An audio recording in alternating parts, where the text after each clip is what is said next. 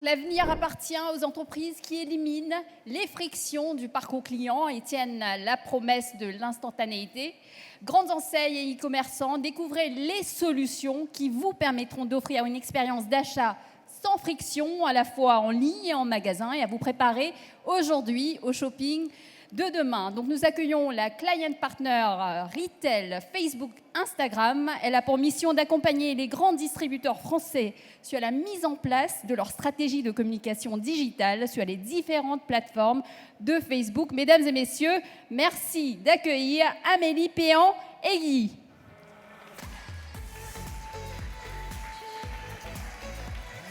Amélie, j'ai pas écorché le nom. Non, c'était bien. Super. Bonjour à tous et à toutes. Merci d'être si nombreux. On va passer ensemble une petite cinquantaine de minutes. Dans un premier temps, je vais vous parler de nous, les solutions qu'on développe chez Facebook pour avoir justement une expérience sans friction pour vos consommateurs. Et ensuite, j'aurai la joie de partager cette très grande scène avec deux autres intervenants qui viendront témoigner de leur utilisation des solutions Facebook. Donc avant qu'on commence, je vais me présenter rapidement. Donc merci Acha pour cette petite introduction. Donc moi je suis Amélie Péan-Aiguy, je suis Client Partner chez Facebook, donc en gros directrice de clientèle. Et ça fait maintenant presque 15 ans que je travaille dans le marketing digital et presque 7 ou 8 ans maintenant que je suis dans le retail. Et avant de travailler chez Facebook, j'étais, comme peut-être l'un d'entre vous, un retailer. Donc je travaillais dans une entreprise de distribution. Maintenant que vous me connaissez un petit peu, j'aimerais vous connaître un petit peu. Donc vous n'allez pas tous monter sur scène, rassurez-vous. Par contre, je veux bien faire un petit sondage. Qui parmi vous travaille dans une enseigne de distribution chez un retailer? Je dirais un petit quart. Et peut-être qui parmi vous travaille dans une société de prestation de services, un fournisseur pour le domaine du retail? Donc on va dire on a la moitié de connaisseurs du secteur du retail et puis une autre moitié. Bon, je pense qu'on partage en tout cas tous, si on a la Paris Retail Week, la même intérêt, la même passion pour le secteur du retail. Moi, ce que j'adore dans ce secteur, c'est que chaque jour, je suis à la fois une professionnelle du secteur du retail, mais aussi une consommatrice.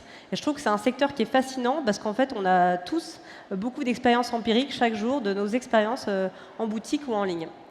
Donc ce que je vais vous parler aujourd'hui, justement, c'est pour ceux qui travaillent dans le secteur du retail, enlevez un peu vos chaussures de retailer, mettez vos chaussures de consommateur, puisqu'on va vraiment parler du consommateur, de ses nouvelles attentes, et de voir comment aujourd'hui nous développons des solutions chez Facebook pour le secteur de la distribution, pour justement rendre votre consommateur le plus heureux possible. Je vais commencer par une bonne nouvelle peut-être. Il n'y a jamais eu de meilleur moment pour avoir une bonne idée. Pourquoi je dis ça? Vous le savez certainement, pour les spécialistes du retail, on est sur un marché au global retail qui n'est pas un marché en grande croissance. On a chaque année des 0,3, 0,2% de croissance, donc ce n'est pas un marché qui grandit en valeur. Bien sûr, on sait que l'e-commerce est en boom. Et ce qui est vraiment fascinant avec l'e-commerce, et notamment avec l'avènement du mobile, c'est que très vite, des entreprises peuvent se lancer une marque, lancer un produit et trouver leurs consommateurs extrêmement rapidement. Chez Facebook, Instagram, on le voit au quotidien, on suit aussi beaucoup de ce qu'on va appeler des intrapreneurs, donc des gens qui vont se lancer dans l'e-commerce et notamment via la plateforme Instagram. Donc on est assez persuadé que si on a une bonne idée, si on a les bons outils et la bonne compréhension du consommateur aujourd'hui, eh bien on peut réussir dans ce marché qui est, je ne vais pas dire morose parce qu'il faut être hyper positive, mais qui est assez stable en tout cas dans sa valeur. Alors, qu'est-ce qui distingue une bonne idée qui va marcher d'une bonne idée qui marchera un petit peu moins? Eh bien, pour nous, chez Facebook, on se dit que ce qui va faire qu'une idée va bien marcher, ça va être qu'elle se connecte rapidement au consommateur. Je pense que les trois un peu mots-clés à retenir, en tout cas dans les attentes des clients, c'est l'instantanéité. Quand je veux quelque chose, je le veux très vite. Je veux que ça soit rapide et fluide, et je veux aussi que ça soit personnel. Donc je pense que les entreprises qui arrivent à développer des expériences rapides, personnelles et instantanées sont celles qui vont réussir dans le secteur du retail. Puisque, on le sait, et vous le savez vous aussi, peut-être en tant que consommateur, quand on veut quelque chose aujourd'hui, on le veut tout de suite. On n'a même pas tellement à attendre. Et même si aujourd'hui, je ne vais pas vous dire que les parcours d'achat sont très courts, c'est pas vrai, on le sait, les parcours d'achat sont hyper complexes. Ça fait des années qu'on parle d'omnicanal, on parle de web rooming, on parle de showrooming. On a de plus en plus de touchpoints dans les parcours d'achat, qu'ils soient en ligne ou offline. Donc clairement, le parcours d'achat aujourd'hui, il est peut-être plus complexe que jamais. En revanche, ce qui reste une valeur sûre, c'est qu'une fois qu'on a décidé quel produit on souhaitait acheter, eh bien, on le veut tout de suite. Il y a vraiment ce besoin d'instantanéité chez les consommateurs. Et c'est là, pour nous, que le bas peut blesser, que peut arriver la friction. La friction, ça va être tout ce qu'on pourrait appeler le petit grain de sable qui va faire qu'en tant qu'acteur de la distribution, vous allez louper une vente. Le consommateur, il voulait acheter votre produit, mais il y a quelque chose qui va se passer dans son parcours qui fait qu'il va juste se tourner vers un autre produit ou juste arrêter sa transaction. Ça peut être une queue en magasin qui est trop longue, ça peut être un parcours d'achat pas optimisé, une offre pas personnelle ou qui ne prend pas en compte sa fidélité à votre enseigne. Ce qu'on sait, je vous le disais, c'est que le consommateur, il souhaite des choses très instantanées. Et c'est vrai, Facebook, on est une entreprise technologique, avec beaucoup d'avancées technologiques. Le secteur du retail est en plein boom technologique, mais en tout cas, ce qui évolue plus vite que l'avancée technologique, c'est le consommateur. Le consommateur, il s'habitue très vite à des nouveaux standards, et une fois qu'il a goûté à une expérience très fluide, c'est très difficile pour lui de revenir en arrière et de refaire des choses qu'il avait pourtant l'habitude de faire récemment. Je peux vous prendre deux exemples, par exemple. Si on pense sur le marché français, ou si vous pensez à vous en tant que consommateur, j'imagine dans cette pièce que peut-être 80% d'entre vous utilisent le paiement sans contact chez les commerçants. Eh bien, moi j'adore le paiement sans contact. Et aujourd'hui, quand on va chez un commerçant qui ne propose pas le paiement sans contact, on se dit mais c'est pas possible, on a l'impression que l'expérience de paiement est horrible. Il faut rentrer sa carte, faire son PIN code, et on a l'impression que ça c'est vraiment une friction incroyable qui a duré que 3 secondes. Parce qu'on s'est habitué à mieux, on a des nouveaux standards qui est je peux payer hyper rapidement. On peut aussi prendre l'exemple des VTC. Il y a quelques années, on souhaitait aller quelque part, on allait réserver son taxi la veille au téléphone et c'était normal. Aujourd'hui, on souhaite de l'instantanéité, on souhaite et en cela, Uber a vraiment transformé le marché. On peut voir quand son chauffeur arrive, et même chez Uber, on entendait qu'il y a de plus en plus de gens qui annulent leurs courses quand ils voient qu'ils doivent attendre plus de 5 minutes. Aujourd'hui, on est devenu ultra pas patient, donc on veut les choses très vite. On a essayé d'estimer chez Facebook, je vous parlais de cette fameuse friction, ce grain de sable, ce caillou dans la chaussure qui va faire que vous allez louper une vente. On a essayé d'estimer c'était quoi cette opportunité, ou plutôt le manque perdu à cause de la friction. Et on a estimé, juste pour la partie en ligne, que c'était 20 milliards d'euros perdus chaque année à cause de la friction. Donc une opportunité intéressante à saisir si on arrive à enlever cette friction. Donc ce que je veux vous parler maintenant, c'est de regarder un peu, nous, chez Facebook, qu'est-ce qu'on développe, que ce soit en format, en solution publicitaire, pour justement pallier à certaines de ces frictions et d'offrir aux retailers un avenir sans friction. Alors je vous le dis tout de suite, on n'a pas la solution à tous les problèmes que peut rencontrer un consommateur chez Facebook, mais en tout cas, il y a des solutions qui vont déjà permettre de rendre les parcours plus fluides. On va donc regarder ensemble les différentes étapes du parcours d'achat. Donc très simplement, on les a découpées en 3. Donc la phase de découverte, où je vais être sensible, inspiré par un produit. La phase d'achat, qui va être la considération et bien sûr le paiement. Et puis l'après-vente. L'après-vente, ça va être tout ce qui va tourner autour de la livraison, du service après-vente, mais aussi du CRM. Donc on va commencer ensemble à parler de la phase de découverte.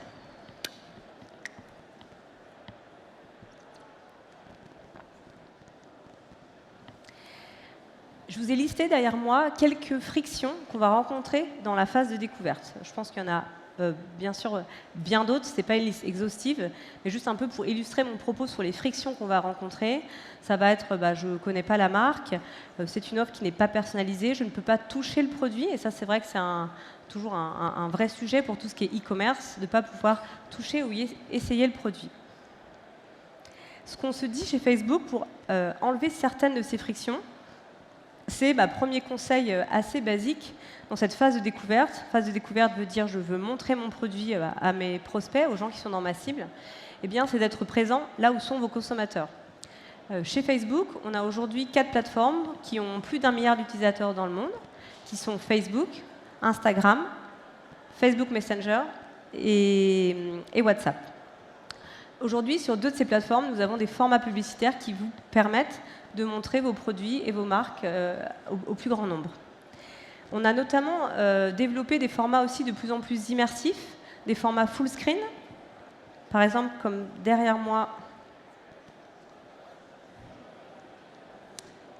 Donc, vous pouvez voir, on peut intégrer des vidéos, bien sûr, dans le fil d'actualité, que ce soit sur Facebook ou sur Instagram. On a également ce format vertical donc, qui est derrière moi, qui est les stories. Donc là, on voit, ça prend vraiment tout l'écran et toute l'attention de l'utilisateur. Et puis, bien sûr, on va pouvoir mettre des formats vidéo, je dirais, de façon un peu plus classique. Donc déjà, c'est un peu un des points clés, être là. Si les gens passent beaucoup de temps sur les réseaux sociaux, eh bien, tout simplement, pour faire découvrir ma marque, je me positionne sur ces réseaux.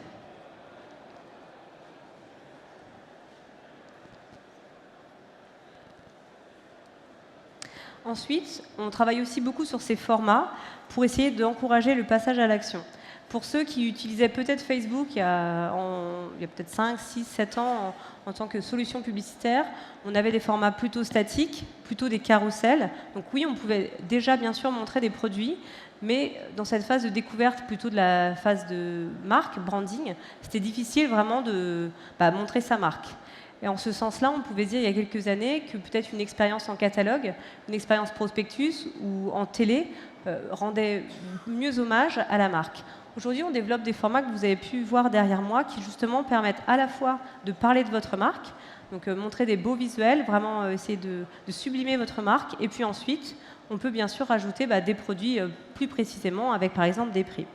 Donc, je pense que vous l'avez vu derrière moi, on va regarder l'instant experience. Donc on a 2 formats qui sont intéressants dans cette phase de découverte, qui est le collection et ici l'instant experience, qui est vraiment comme après un mini-site, et tout ça sans quitter ce qu'est en train de faire l'utilisateur, donc sa navigation sur les plateformes, que ce soit Facebook ou Instagram par exemple. Une autre chose sur laquelle on travaille aujourd'hui en bêta, qui enlève un frein important, notamment dans l'e-commerce, c'est de rendre la découverte plus concrète.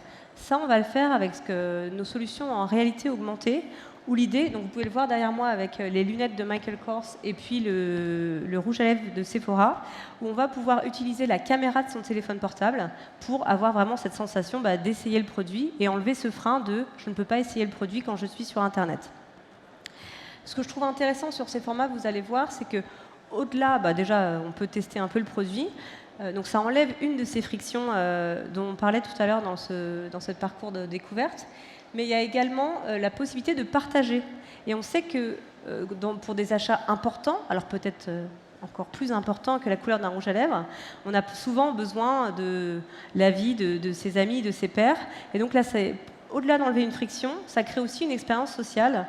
Et on peut aller avoir en temps réel, si ses amis sont connectés, un avis. Il y avait également à ma gauche, oui, c'est ça, cette gauche. À ma gauche, il y avait également un exemple dans la décoration. Donc c'est aussi ce type de format en réalité augmentée. Aujourd'hui, ce n'est pas encore ouvert à tous les acteurs de la distribution. C'est encore des formats qui sont en bêta.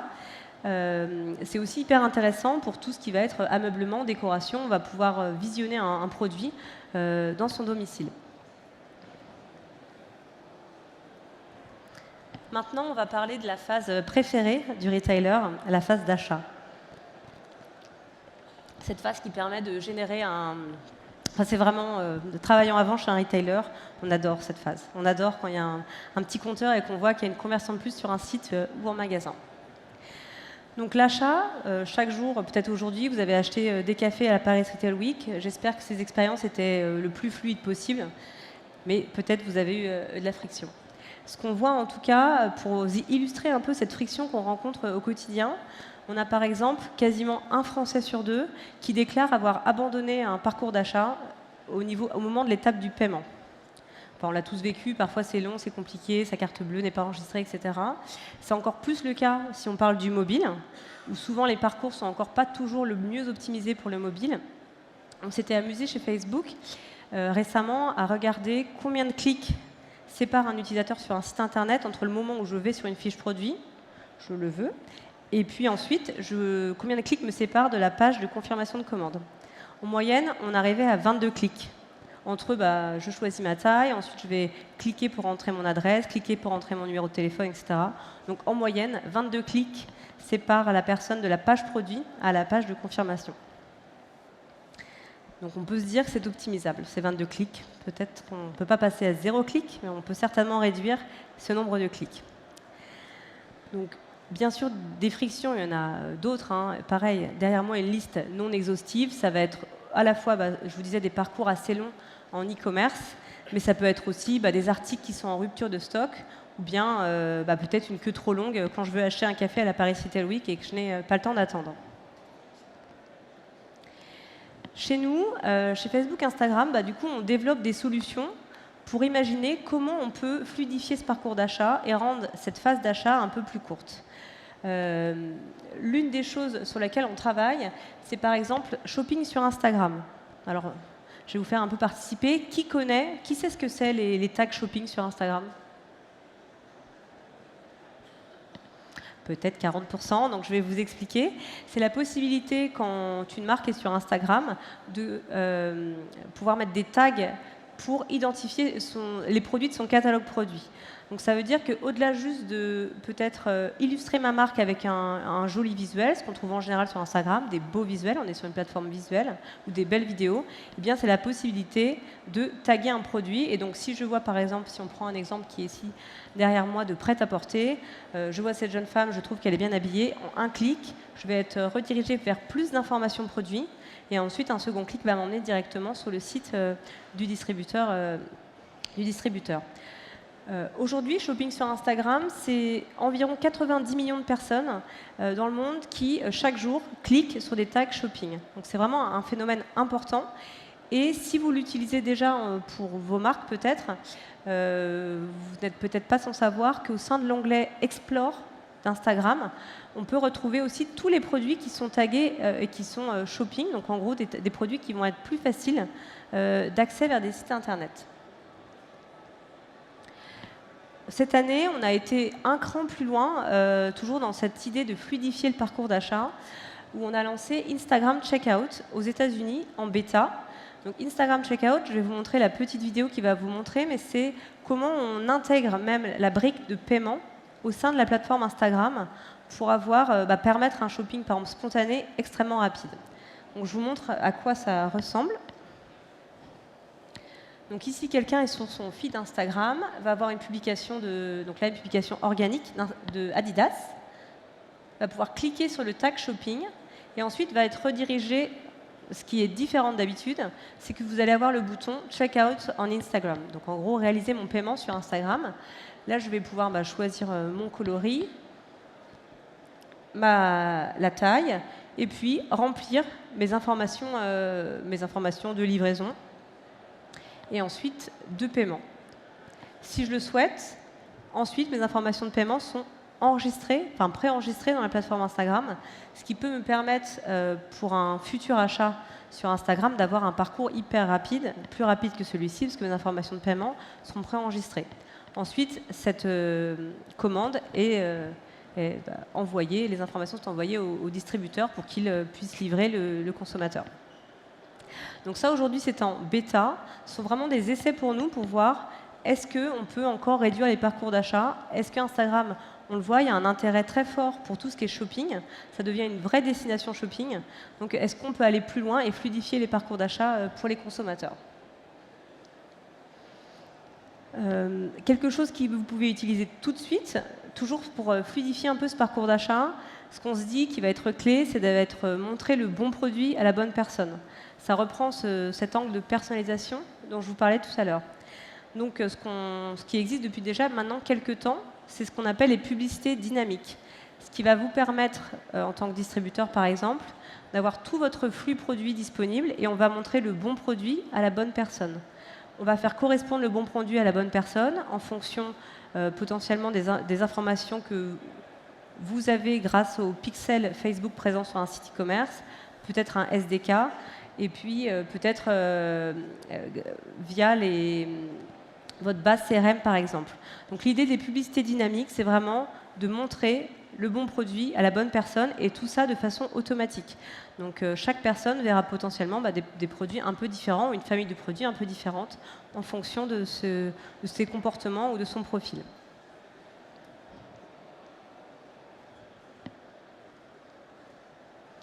Dernier élément, dans ce parcours d'achat, dernière solution dont je souhaitais vous parler aujourd'hui, c'est toutes les solutions qu'on développe autour du Drive to Store.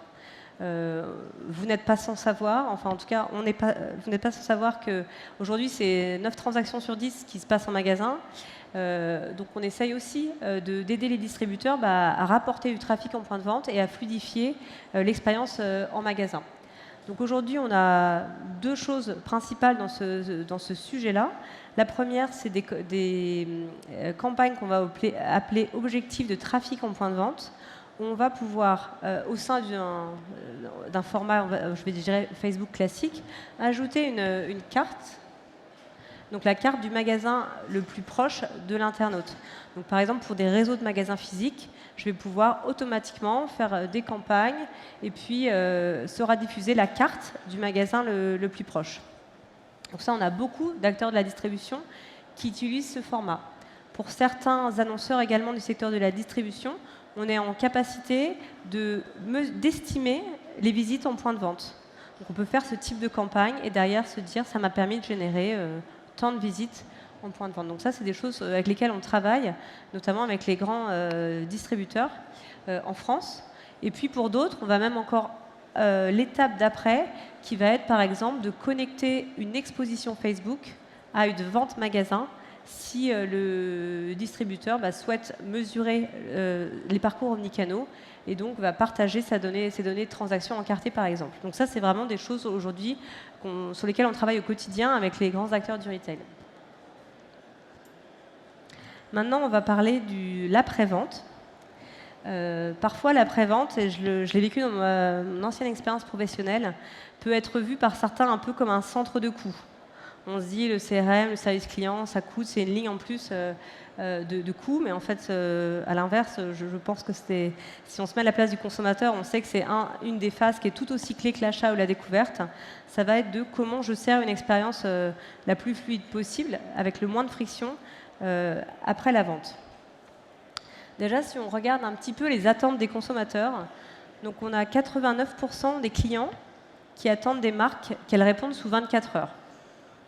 Si on traite cette information en tant que consommateur, on se dit évidemment, j'ai envie qu'on me réponde tout de suite.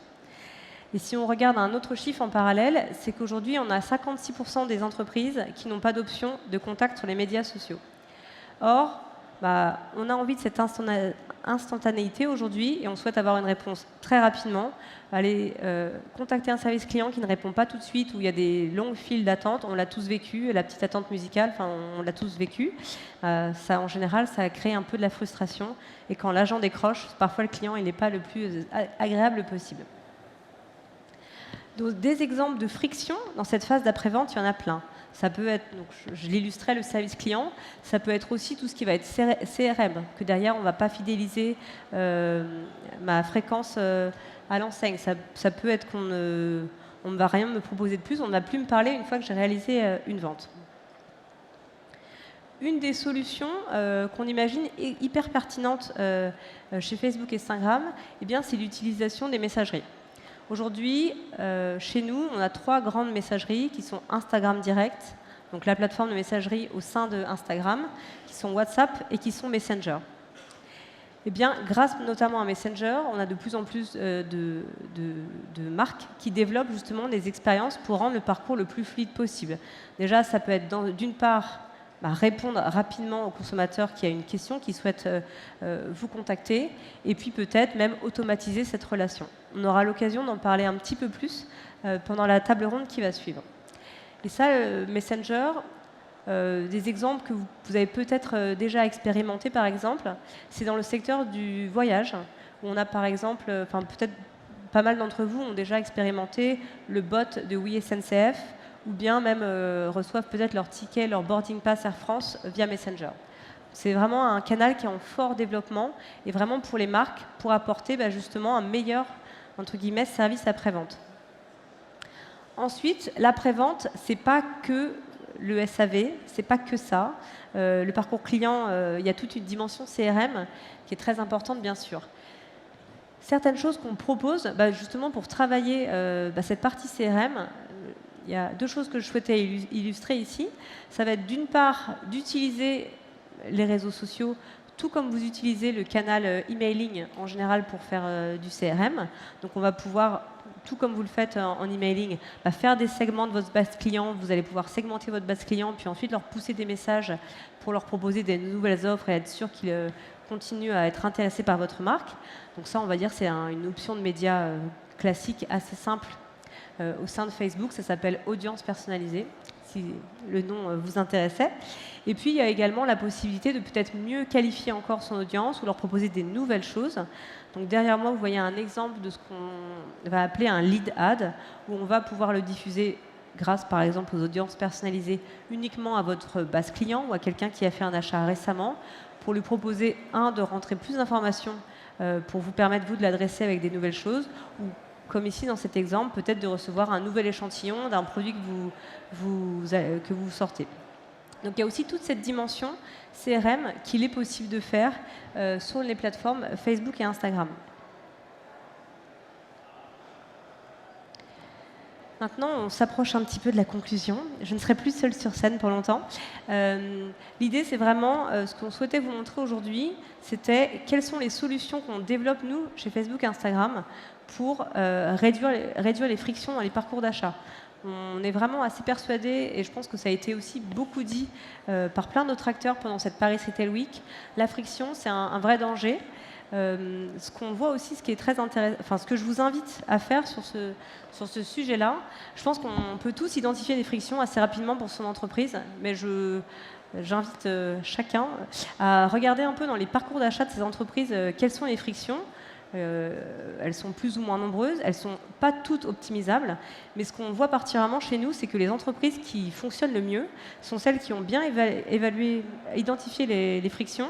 C'est souvent des exercices assez intéressants à faire avec plusieurs services de l'entreprise, parce qu'il n'y a pas que le marketing, par exemple, qui est concerné, c'est vraiment tout le monde, de l'amont à la logistique. Et ça va être également d'identifier les frictions de vos concurrents. Ce qu'on voit aujourd'hui, c'est que les entreprises qui réussissent le mieux ne sont pas celles qui masterisent les 3 étapes. C'est très compliqué, on l'a vu, les attentes des consommateurs, elles changent super vite. Donc être fort partout, je vous le souhaite, c'est difficile. Mais c'est vraiment d'aller identifier quelle est la friction sur le marché que personne n'arrive vraiment à résoudre, et là d'être le meilleur, et ça permet vraiment de créer des nouveaux standards pour les consommateurs. Donc nous, ce qu'on voit, c'est que les entreprises qui réussissent le mieux, c'est celles qui créent la nouvelle norme en termes d'attente client. Donc, je vous remercie pour votre attention. On va maintenant, j'aurai le plaisir d'accueillir sur scène 2 personnes qui partagent 2 choses en commun, le même prénom, et puis également la même expertise du digital. Donc je suis ravie d'accueillir Thomas Rudel et de Carrefour et Thomas Fagot, CEO et cofondateur de l'agence Mob Success. Alors installez-vous. Merci. Comme on s'installe, ma première question va être assez simple. Est-ce que vous pouvez vous présenter à l'audience ? Je m'appelle Thomas Rudel, je suis directeur du social media chez Carrefour et de la relation client digitale. Bonjour, je m'appelle Thomas Fagot, j'entreprends dans le marketing mobile depuis maintenant plus de 10 ans et j'ai fondé Mob Success en 2015. Merci pour cette rapide introduction. Rapide introduction, mais on aura l'occasion d'échanger. C'est l'idée de la table ronde. Donc je vais d'abord me tourner vers le premier Thomas, le Thomas le plus proche de moi, pour qu'on parle un peu ensemble des 2 premières phases dont je parlais, donc l'achat, la découverte. Toi aujourd'hui, tu te spécialises de plus en plus sur le magasin et le drive to store. Est-ce que tu peux nous parler un peu des frictions que tu identifies, toi, dans ce marché du Drive-to-Store. Ouais, effectivement, nous aujourd'hui, on base beaucoup notre expertise sur la découverte et aussi notre technologie. Le point de friction qu'on note, en tout cas dans les enjeux Drive-to-Store, c'est la non-connaissance de l'offre produit dans les magasins qui sont proches de chez soi. Typiquement, je pense qu'on identifie tous assez facilement des magasins, on sait les situer, mais par contre, on a très peu d'informations sur leur stock disponible, les produits en arrivage, les nouveautés ou des offres prix produits. Et notre enjeu en Drive-to-Store, c'est de pouvoir diffuser ces offres grâce au mobile et grâce à la publicité géociblée. Tu me disais, quand on préparait cette table ronde, chez Mob Success, vous travaillez beaucoup avec Jiffy, donc retailer, je pense que tout le monde connaît. Est-ce que tu peux nous dire un peu plus sur ce que vous faites aujourd'hui avec Jiffy, sur justement cet enjeu de faire découvrir l'intérieur du magasin aux gens dans la rue? Aujourd'hui, Jiffy a marqué excusez-moi. Pas de problème. Il y a beaucoup de monde, Jiffy c'est m'a impressionnant. totalement bloqué. La part de chiffre d'affaires de Jiffy dans le retail physique est énorme encore aujourd'hui par rapport au e-commerce. 99% de son activité, c'est du physique. Le plus gros levier d'acquisition ou marketing de Jiffy aujourd'hui, c'est le catalogue papier. C'est 11 millions de catalogues qui sont distribués par semaine, 47 semaines par an, et c'est environ 80% de leur part d'investissement. Sauf que ce catalogue, il a de nombreux freins, il est peu agile, il est préparé un an en amont, les impressions sont commandées 3 mois avant la diffusion. Il a une empreinte environnementale qu'on ne peut pas nier, donc il y a une vraie volonté de s'en défaire. Et il est peu agile. On ne peut pas faire un catalogue par magasin. Cependant, chaque magasin a son contexte, des zones côtières, des magasins de centre-ville. Et ça crée beaucoup de friction pour le coup et de difficultés pour adapter son offre à chaque contexte géographique. Et c'est là où le mobile et le digital nous offrent beaucoup d'agilité, la capacité vraiment à faire une offre, un catalogue par magasin, mais au format digital. Donc là, tu nous cites un peu une friction chez le distributeur. Oui. C'est vrai que c'est compliqué, de ce que tu expliquais, de gérer un catalogue en interne pour tout un réseau de magasins. Du coup, de ce constat-là, qu'est-ce que vous mettez en place aujourd'hui ? Aujourd'hui, avec Facebook et également avec nos plateformes d'achat d'espace publicitaire en temps réel, nous allons diffuser de la publicité géociblée autour des zones de chalandise en accompagnement avec le géomarketing de Jiffy. On va mesurer les consultations de ce catalogue online et le comparer avec le offline, mais on va également mesurer l'impact en magasin grâce aux mesures de conversion en point de vente, grâce aux outils de Facebook, mais aussi grâce aux technologies Beacon qu'on a placées dans chaque magasin Jiffy pour mesurer l'incrément de visite grâce à nos dispositifs. Et du coup, donc tu disais à la fois, tu parlais de trafic en point de vente, aussi de visionnage finalement sur le digital du catalogue. Quand vous regardez les dispositifs que vous mettez en place, c'est quoi les KPI un peu, le KPI principal s'il y en a un ? Aujourd'hui, il y a 3 KPI qui sont assez fondamentaux pour Jiffy. Ça reste la notion d'exposition. Ils ont envie de savoir qu'ils sont massifs dans leur communication. Il y a le KPI de consultation, d'engagement online, coût de consultation du catalogue, taux de consultation du catalogue. Enfin, il y a le KPI de visite en magasin, mais aussi, parfois, selon les enjeux qu'on porte, le chiffre d'affaires. Grâce à des mécaniques de zones témoins et de zones exposées, nous arrivons à mesurer un incrément de chiffre d'affaires et mesurer le ROS de la campagne. Ok, donc sur des tests, l'incrément par exemple de chiffre d'affaires, c'est sur des tests géographiques et pas de système d'encarté par exemple. Ou géographique et prochainement encarté. Ok. Et on va parler un petit peu de Facebook, mais on n'est pas obligé de parler que de Facebook. On aime beaucoup Facebook nous aide beaucoup. Concrètement, quel format vous utilisez ou quel type de paramétrage de campagne vous utilisez pour justement digitaliser les catalogues de Jiffy ? Aujourd'hui, les formats que tu as pu nous faire découvrir tout à l'heure, le format collection est un format qu'on privilégie parce qu'il nous permet de mettre une exhaustivité de produits en avant et aussi de bien faire marcher le machine learning qui permet de mettre les produits les plus efficaces en avant. On utilise aussi des formats plus orientés branding, comme la vidéo, qui ont cette notion de couverture et de reach qui nous permettent d'être plus massifs et également viral. Et je pense que c'est déjà pas mal. Non, j'en ai oublié un. Bah, je ne sais pas. Évidemment, le trafic en point de vente avec la petite map. Mais on le mixe. Mixé. Est-ce que... alors, il me semble que c'est assez nouveau pour vous d'être passé sur la digitalisation du catalogue, enfin en tout cas sur ces enjeux de Drive to Store. Est-ce que tu as des premiers chiffres que tu pourrais partager sur Jiffy ou des tendances un peu de ce que vous observez? Alors aujourd'hui, je peux partager 3 chiffres. Sur les KPI online, le coût de la visite, le coût de la consultation du catalogue, qui se situe aujourd'hui en digital en dessous de 50 centimes. On estime, en tout cas chez Jiffy, qu'un coût de consultation catalogue est de l'ordre de 1 euro. En papier? En papier, d'accord, effectivement. Qui comprend d'ailleurs uniquement les coûts d'impression et même pas les coûts de production du catalogue. L'autre KPI que je peux vous donner, c'est la notion d'incrément de visite en magasin, qui tourne autour de 10%, donc sur la population exposée à la publicité. Ce qui est important. Ce qui est important, et ce qui donne des coûts par visite incrémentale de l'ordre de entre 3 et 5 euros en moyenne. Et en ROAS, on situe entre 5 et 10, concrètement. Okay. Voilà. Donc, est-ce que tu peux ROAS pour les moins initiés peut-être? ROAS, c'est le retour sur la dépense publicitaire, 1 euro dépensé, entre 5 et 10 euros encaissés. Ce qui est un très bon, enfin plutôt un bon ROAS, même si je ne connais pas la marge de Jiffy, mais j'imagine que c'est un ROAS qui est positif, confortable. Et où tu vois, tu me parlais tout à l'heure peut-être de mesurer l'impact sur les ventes encartées. C'est quoi un peu les futurs projets que vous avez justement pour aller, pour continuer ce que vous faites en digitalisation du catalogue?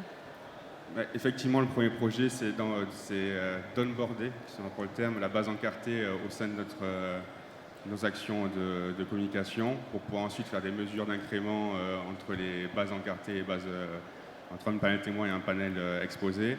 C'est également de regarder les tendances d'achat de ces encartés, s'appuyer sur celles-ci pour ensuite mieux cibler nos campagnes publicitaires. J'avais un deuxième point, mais que j'ai plus là pour l'instant. Donc je vais y réfléchir. Tu auras le droit de reprendre la parole. Non, mais... Merci. Merci. Maintenant, je vais me tourner un peu en biais toujours vers un autre Thomas. Donc Thomas, toi chez Carrefour, j'imagine que la digitalisation du catalogue, c'est aussi un sujet. Tu peux nous en parler? Non, effectivement, la digitalisation du catalogue, je ne vais pas reprendre ce qui vient d'être dit, mais c'est effectivement un enjeu majeur. Qu'est-ce que je peux dire par rapport à ça?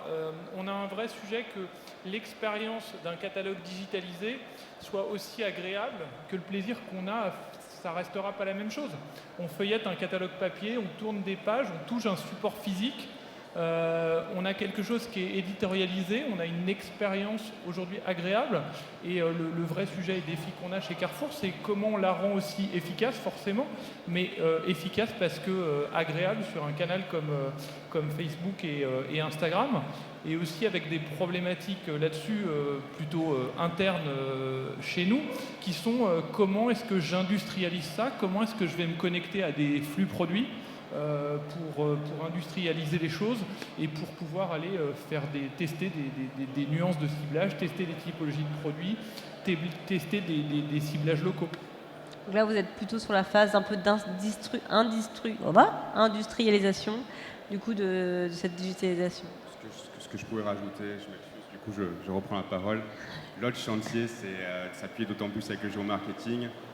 Dès l'année prochaine, il y a 62 magasins qui vont être testés uniquement sur la communication digitale. Ok, donc plus de papier. Plus de papier. Ces magasins ont été choisis parce qu'on remarquait que le catalogue était de toute manière peu efficace. Et à l'inverse, le digital s'était montré assez efficace. Donc c'est des magasins avec des typologies complémentaires qui nous permettent vraiment d'avoir un échantillon représentatif et qui va nous permettre d'opérer cette transition, on l'espère, dans les 3 prochaines années. On ne signe pas l'arrêt de mort du catalogue parce qu'on est convaincu que de nombreux clients y sont attachés, mais peut-être le distribuer différemment, peut-être uniquement à des gens qui demandent de le recevoir. Mais en tout cas, pour la partie acquisition, imaginez travailler avec ces nouveaux leviers. Ok. avec Thomas R. Du coup, je souhaiterais qu'on discute un peu de la troisième phase du cycle d'achat, qui est cette après-vente. Carrefour est souvent dans la presse quand même, il y a pas mal de choses qui semblent se passer, pas mal d'évolutions. Est-ce que tu peux nous donner un exemple peut-être sur justement cette troisième phase? Qu'est-ce que vous mettez en place pour enlever certaines des frictions? Ouais, je peux peut-être vous citer l'exemple le plus récent, c'est ce qu'on a fait avec notre nouveau magasin, nouvelle chaîne de magasins qui s'appelle Supeco, qui est une nouvelle marque du groupe Carrefour en France, qui propose moins de produits à des prix potentiellement plus compétitifs. Ça s'appelle Supeco. Et ils avaient une problématique, c'est qu'il n'y a pas d'accueil en magasin. Et ils sont venus nous voir en nous disant, en termes de relations clients, en termes de care, nous, on n'aura pas d'accueil physique dans notre magasin. Et comment est-ce qu'on peut faire pour améliorer la relation client? Et on a réfléchi ensemble et on s'est dit, WhatsApp pourrait être une de ces solutions-là. Alors, je crois qu'on va diffuser un slide, mais pour vous montrer un exemple concrètement. Concrètement, comment ça se passe? Derrière les caisses, vous avez une idée, une question, parlez-en avec le directeur du magasin sur WhatsApp. Donc concrètement, c'est un numéro de téléphone par magasin. Évidemment, le directeur de magasin ne répond pas avec son WhatsApp perso, répond avec une interface technique. On est équipé avec l'outil Alcméon pour parler un petit peu de partenaires. C'est aussi une question, Amélie, que tu t'avais voulu me poser en préparation, en me disant je ne vais pas te poser la question, est-ce que c'est le directeur qui répond vraiment? Moi, je me suis dit, si vous avez la question, je vais vous le dire. C'est l'équipe du directeur qui répond vraiment. Et ça, c'était nous un élément important. Ce n'est pas forcément toujours les directeurs, il n'est pas toujours concerné par la typologie de questions, mais c'était important de vous partager le fait que c'était magasin par magasin que la réponse est faite. Évidemment, il peut y avoir, par les outils avec lesquels on travaille, un pilotage du siège, mais ça nous semblait intéressant.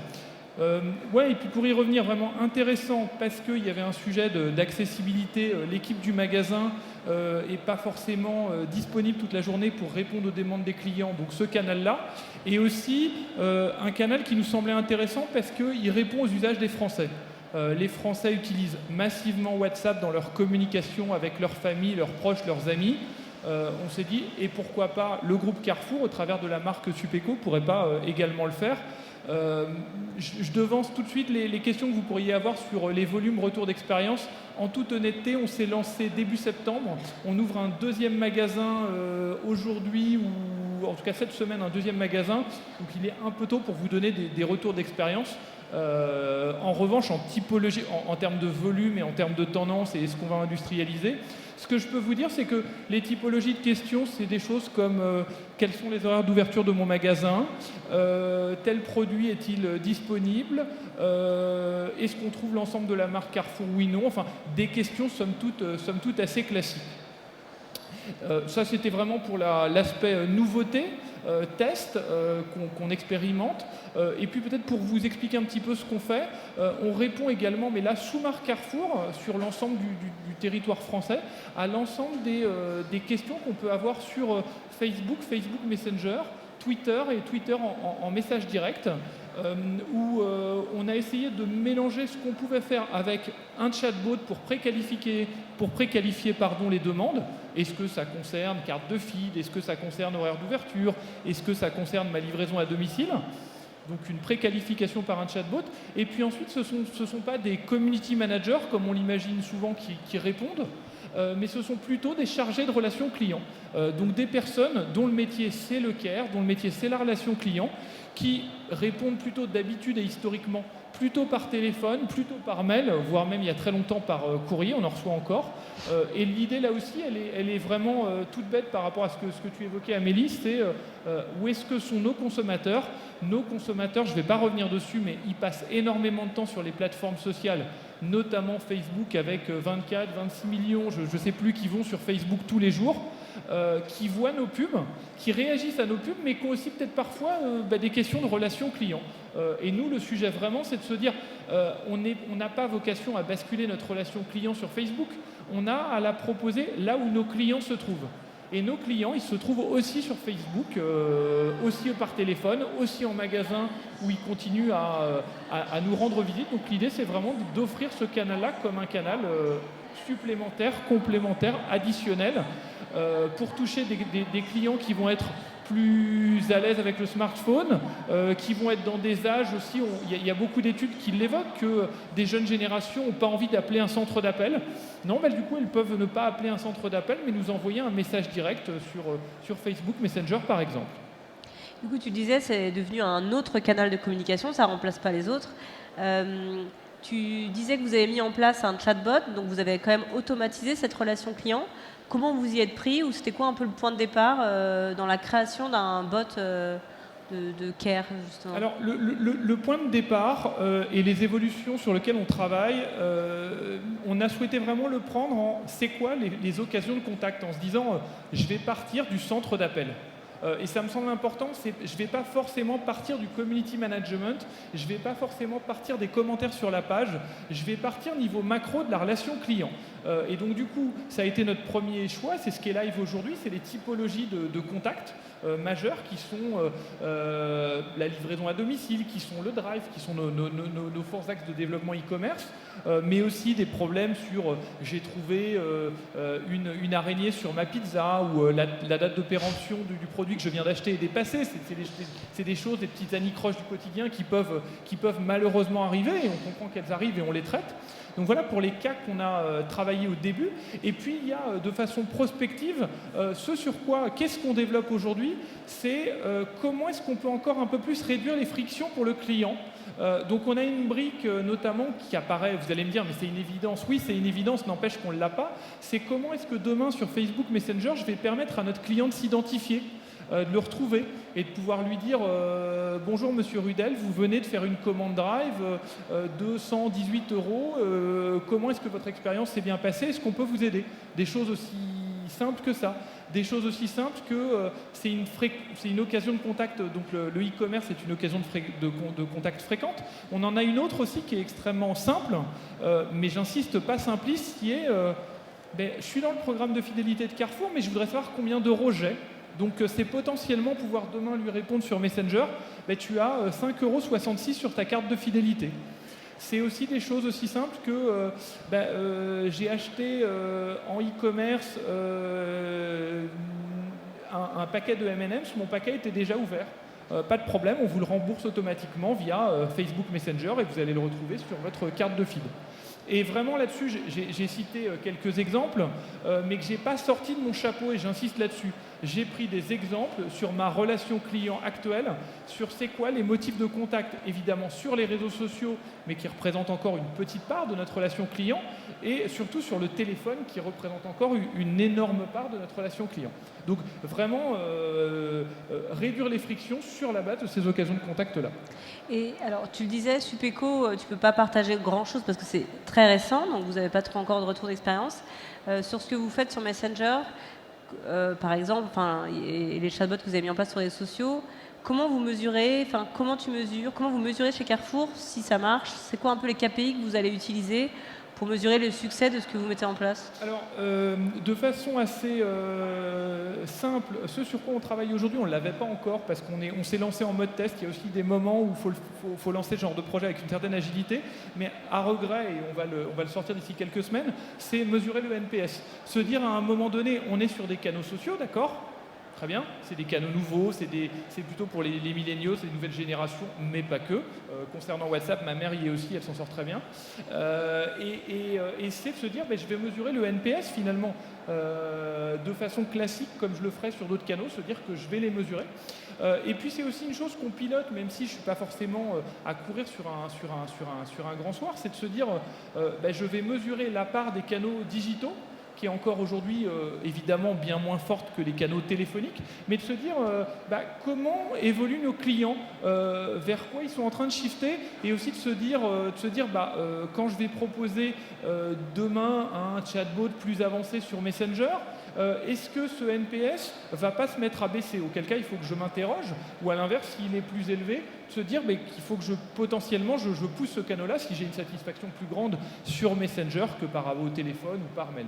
Enfin, je pense que là-dessus, c'est vraiment important de dire, je ne suis pas en train de courir le grand soir, j'ai un sujet de satisfaction client, évidemment de coût, mais j'ai aussi un sujet de satisfaction client qui est à travailler et suivre, comme un KPI classique, et puis de se dire, est-ce que ma digitalisation, pousser des canaux digitaux, mettre plutôt en avant des canaux comme Messenger, plutôt que du chat, mettre un bouton de chat Facebook Messenger pour rester dans une expérience mobile, de voir si ça ne perturbe pas mes clients demain. Je pense que c'est vraiment un sujet majeur. Et est-ce que, peut-être en dehors de ce que vous faites aujourd'hui sur les messageries, est-ce qu'il y a d'autres... Enfin, j'imagine qu'il y a bien sûr il y a d'autres frictions dans les parcours d'achat, clairement, on en a illustré quelques-unes. Est-ce qu'il y a d'autres projets sur lesquels vous travaillez pour améliorer cette relation client Pour améliorer cette relation client, ouais, non, vraiment sur les chatbots, on pense qu'il y a encore pas mal de choses à faire. Je pense aussi notamment, mais tu l'as évoqué avec un sujet d'Instagram, acheter un produit dans Instagram. Avec nous, une difficulté qu'on a, j'imagine que d'autres la partagent dans cette salle, c'est quand vous faites du retail alimentaire, c'est moins compliqué. Donc on se pose des questions sur quel sera demain le bon format. Est-ce que je vais acheter une recette et mettre ma recette dans mon panier? Est-ce que je vais finalement avoir... je ne suis pas forcément sur de l'achat d'impulsion, mais néanmoins, j'ai quand même envie de réduire la friction. Et donc du coup je sais que c'est un peu le Graal et je sais que c'est un petit peu une difficulté, mais on pense vraiment qu'il y a des choses à réduire là-dessus, et on pense aussi qu'il y aura des expériences au sein de la messagerie instantanée, d'aller traiter le CARE dans un premier temps et de bien le traiter et d'être au même niveau que l'expertise de CARE ou de l'améliorer sur d'autres canaux, et puis demain aller faire du marketing relationnel sur de la messagerie instantanée. On regarde notamment avec intérêt ce qu'a pu faire un Air France KLM au travers du suivi de votre avion va partir porte B, voici votre ticket, votre carte d'embarquement directement dans Messenger. C'est des choses qu'on regarde pour aller pousser des actions de marketing avec une problématique qui est toujours compliquée aussi à faire, c'est à la différence de canaux comme le SMS ou le mail, dans le marketing relationnel en messagerie instantanée, vous poussez un message, mais votre client il peut répondre. Et donc du coup c'est ok, je te pousse un nouveau code promo, je te pousse une nouvelle offre, je te permets d'acheter, et puis oui, mais je vais réagir. Et comment on traite cette réaction? Et comment on traite cette réaction dans l'étang de la plateforme, où nous, la cible, on n'y est malheureusement pas encore, mais c'est de pouvoir répondre sur la messagerie instantanée en moins d'1 heure, si on peut. Moins d'1 heure ouvrée, hein, évidemment, et aussi un dernier élément, et j'insisterai là-dessus, nous, on se dit que chatbot, intelligence artificielle, c'est notre cuisine interne, ou mettre des humains, on se dit que le client, ça, il s'en fiche. Le client, il veut qu'on réponde à sa question, qu'on réponde à sa problématique, qu'on lui rembourse un produit manquant, qu'on résolve son problème. Donc quand on me dit, mais tu vas mettre de l'IA là-dedans, le client final, il s'en fiche. Donc oui, on va réfléchir, on réfléchit à toutes les options sur la table, mais le sujet, c'est la satisfaction client sur les canaux par lesquels il nous contacte. Ça passera par de la techno ou pas. Ok. Peut-être une question. Alors, tout à l'heure, je demandais dans la salle, il y avait un petit tiers d'acteurs de la distribution. Ça serait quoi vos conseils? Alors, vous avez une grande expertise digitale. Toi, Thomas, ici, beaucoup sur Drive to Store. Toi, Thomas, beaucoup sur la relation client. Ce serait quoi les conseils que vous pourriez donner aux gens qui sont dans la salle et qui sont en train de nous écouter? On m'a demandé de faire court. Alors, ce serait tester, tester et tester. Ce serait mon conseil. En 3 mots, mais je pense qu'il est vraiment essentiel. J'ai su faire court avant, moi je vais essayer de faire un petit peu plus long. Un élément important, c'est qu'on parle beaucoup de réconciliation. Aujourd'hui, on est souvent sur le plan de la technologie, réconcilier le physique au digital. Je pense qu'il y a aussi une réconciliation intellectuelle. Moi, j'ai énormément appris cette année en travaillant énormément avec Jiffy. J'aime beaucoup le pragmatisme du retailer. Nous, on est plein de KPI, notamment franglais, de mots du bullshit bingo. Et c'est vrai que ce côté pragmatique, où j'assiste aux réunions marketing le lundi matin, et moi, je viens tout content avec mes KPI online, et on me dit « non, mais on a fait moins de 3 ce week-end », forcément, ça remet un petit peu les idées en place. Et je trouve que cet échange est hyper intéressant et passionnant pour la suite. Merci à tous les deux pour votre temps et merci à tous pour votre votre attention.